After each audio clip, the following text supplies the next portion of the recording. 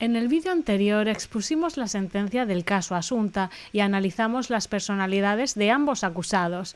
En esta ocasión exploraremos una nueva hipótesis sobre los hechos, sugiriendo al padre y no a la madre como verdadero culpable.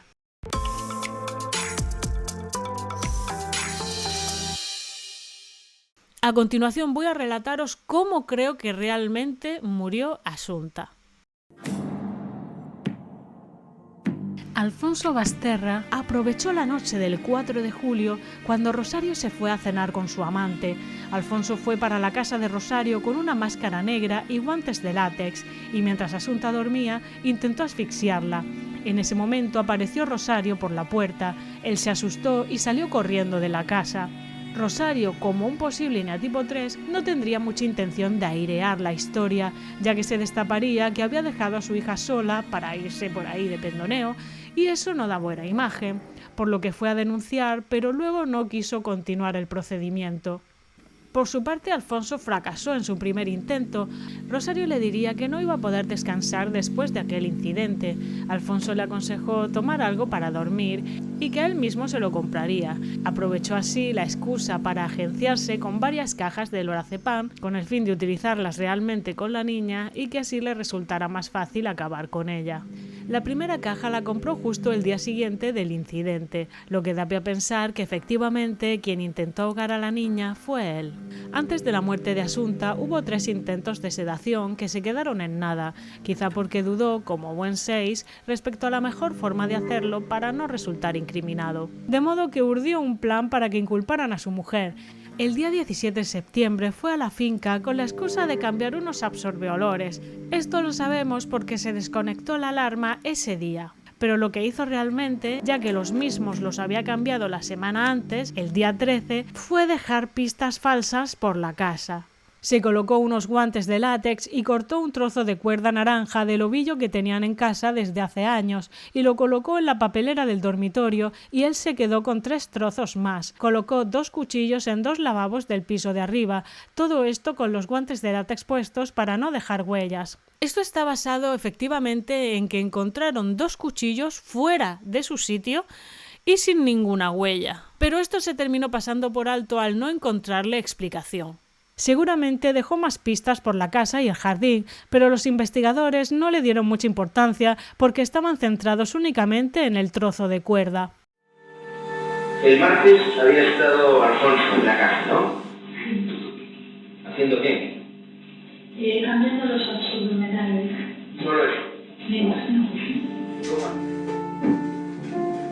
¿Subió usted a cambiar los absorbehumedades la tarde del 17 a Montauto? No. Fui la mañana del viernes 13 de septiembre. Me acuerdo de la fecha porque es viernes 13, porque tenía cita en la ITV de Cacheiras a las 10 menos cuarto de la mañana. Y llevé a la niña porque siempre la llevaba. El 21 de septiembre de 2013 comieron en el piso de Alfonso con Asunta, no antes de las 3 de la tarde.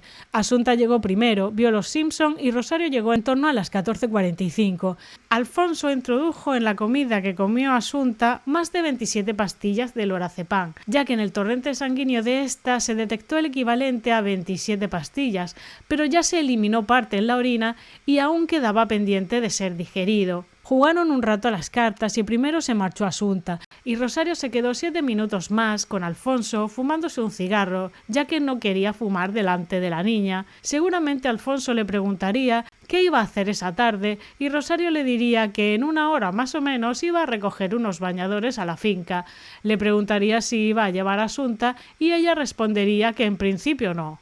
La razón por la que se ve andando tranquilamente tras tomar más de 27 pastillas de lorazepam es porque aún no habían terminado de absorberse, ya que la digestión dificulta la absorción del lorazepam y además las profesoras relataron que durante los episodios en los que estuvo sedada estaba aturdida y descoordinada, pero podía andar perfectamente, incluso subir escaleras.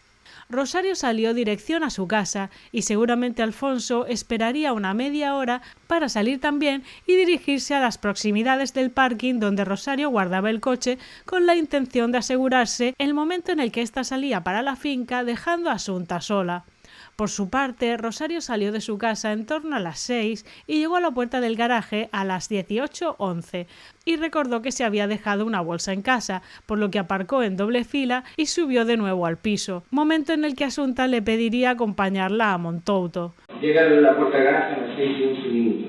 ¿Se acuerda que se había olvidado unas bolsas? Una bolsa de plástico y la niña empeñó en bajar conmigo. Bajaron las dos, se subieron en el coche y antes de pasar por la estación de servicio La Galuresa, Asunta le dijo a su madre que se sentía muy mareada y que prefería quedarse en casa. Su madre creyó que su hija estaba de broma, como siempre, pero en realidad le estaban empezando a hacer efecto los sedantes. Entonces la madre dio la vuelta y la dejó cerca de la casa. Fue entonces cuando Alfonso, que estaba cerca del garaje, se cruzó con ella y se dirigieron juntos a su casa. En ese momento, una testigo los vio a los dos en el cruce de la calle República del Salvador y General Pardiñas. La testigo adjuntó un ticket de la tienda de la que acababan de salir, fechado justo ese día 21 a las 18:21, por lo que se encontrarían en el cruce sobre las 18:23, cuando Rosario ya estaba de camino a Teo. Esta testigo fue la última persona, salvo su asesino, que vio a Asunta con vida, y ésta iba con su padre. Por lo que esto desmiente la teoría de que solo Asunta o Asunta y su padre acompañaron a Rosario a la finca. Y esto lo sabemos porque el paso por la gasolinera ocurrió antes de ser vista Asunta con su padre. La testigo vio a Asunta con su padre después de pasar por la gasolinera, no antes, después. Primero pasó por la gasolinera y después la testigo vio al padre con su hija. Me ha dicho Roberto que mañana que el jueves estemos tranquilos, que seamos coherentes, que no corramos en errores y todo saldrá bien. Vale, una cosa, Alfonso. ¿Qué, mi vida? ¿No saliste en toda la tarde de casa? No, ¿qué va? Tranquila. ¿Estás seguro, verdad? Te doy mi palabra de no, nena. Te doy mi palabra de no, o sea, que no salí de casa. ¿De acuerdo? ¿Y no te puedo llamar a su partir de tu hija? No, para nada. ¿Funcionaba el timbre? Sí, perfectamente. A las 18:33, la madre llega a la finca, ya que desconecta la alarma. En un momento comprendido entre las 18:33 y las 8 horas, en la casa de Montouto, los acusados, según la sentencia, asfixiaron a la niña. Pero esto es una mera especulación porque, como hemos dicho, no está demostrado que el padre fuese realmente a la finca ni que Asunta muriese allí. Se dice que ataron a su hija por los brazos y los tobillos por medio de unas cuerdas plásticas de color naranja. Pero esto no es del todo cierto, ya que no encontraron ninguna señal que indicase que la habían atado a las muñecas. Ni siquiera que la habían atado a los tobillos, ya que no encontraron ADN en las cuerdas. Y que el conjunto de pequeñas lesiones repartidas en el plano anterior, el plano posterior del cuerpo, se justifican por la manipulación del cuerpo en esa situación última final, es decir, son las lesiones que se podían calificar del perimortem.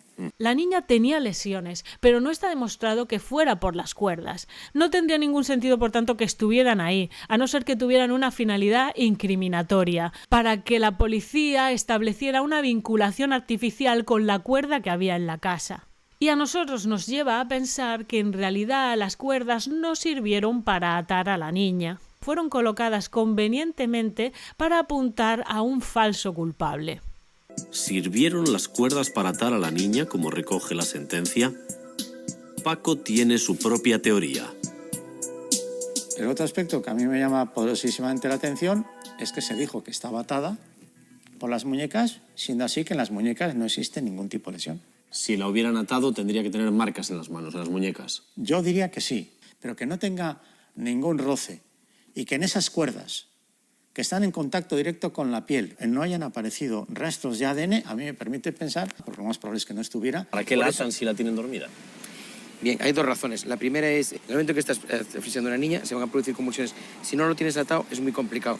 Y segundo, un cadáver, si no lo tienes atado, es muy difícil de mover. No es verdad que un cuerpo se manipule mejor estando atado. De hecho, es mucho más difícil. No había justificación para que una cuerda estuviera tirada en una papelera, a menos que estuvieran estratégicamente colocadas como una falsa pista. Mi opinión es que las cuerdas fueron colocadas ahí para inculpar a Rosario. En esta versión que exponemos aquí, lo que pasó fue que mientras Rosario estaba de camino a Montouto, Alfonso salió de su casa dando rodeos para evitar las cámaras de seguridad y se encontró con su hija. Desconocemos a dónde habría ido Alfonso, pero lo que sí sabemos es que anduvo por la calle con Asunta.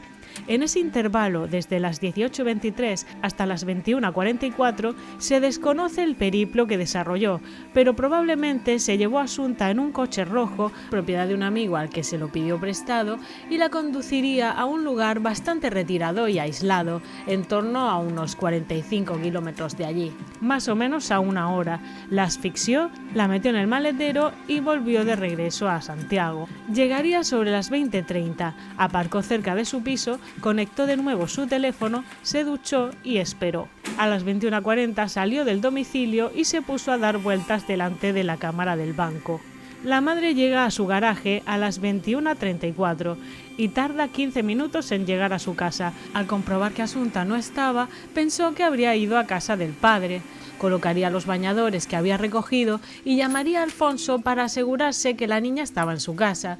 Este le dijo que Asunta no estaba con él y hablaron durante 5 minutos. Estuvieron 20 minutos llamando a familiares y amigos y finalmente fueron a poner la denuncia a comisaría. Los policías fueron a inspeccionar ambas casas, pero no encontraron nada en principio. A las 12:20 pasan 2 vecinos a 60 centímetros de distancia donde se supone estaba el cuerpo de Asunta ya a esa hora, según la sentencia, y ninguno de los dos efectivamente ve nada.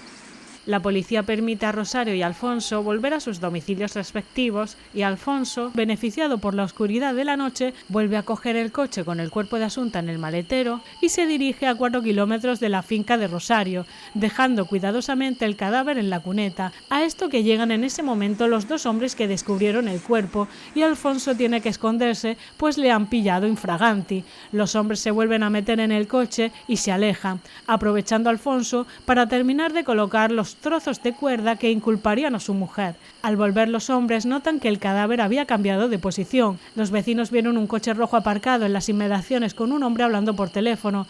Sería seguramente Alfonso hablando con Rosario, que estaría preocupada por el paradero de su hija. A continuación se fue para la casa de Rosario a consolarla. A la 1:34 los hombres llaman a la policía para informar del cadáver. No tardó la policía en ir a casa de Rosario y les comunicaron a los 2 que habían encontrado el cuerpo.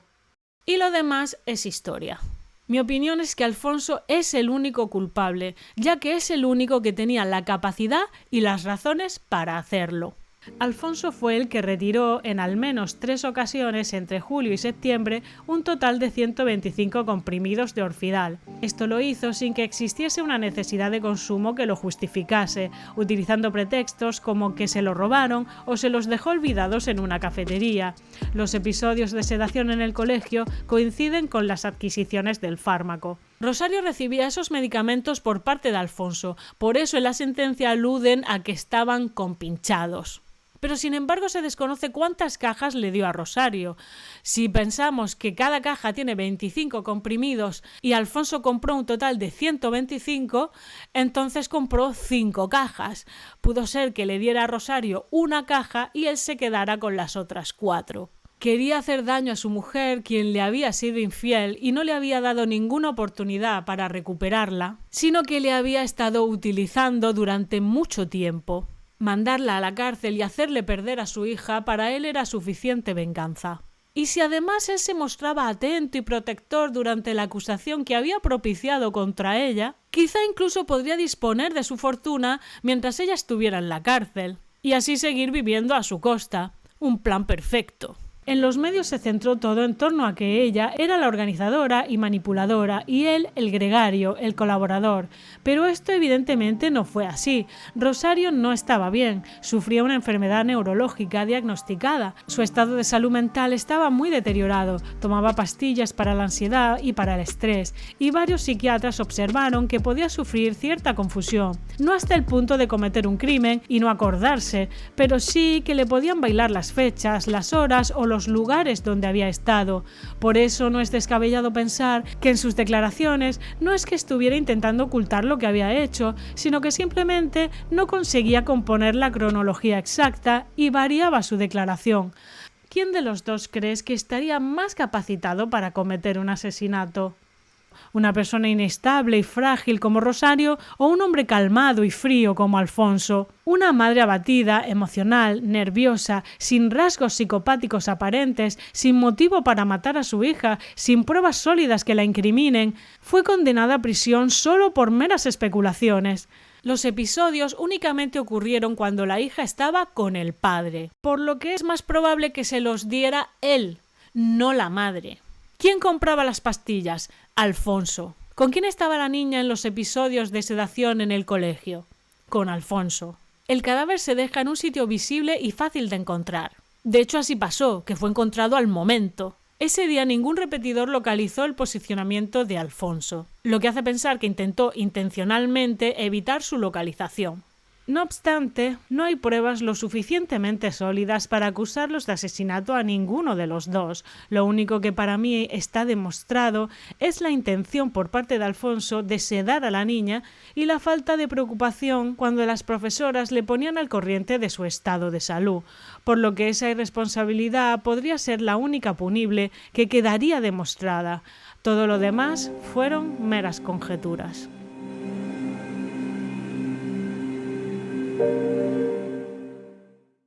Muchísimas gracias por ver este vídeo y estaré encantada de leer tu opinión en comentarios. Un abrazo.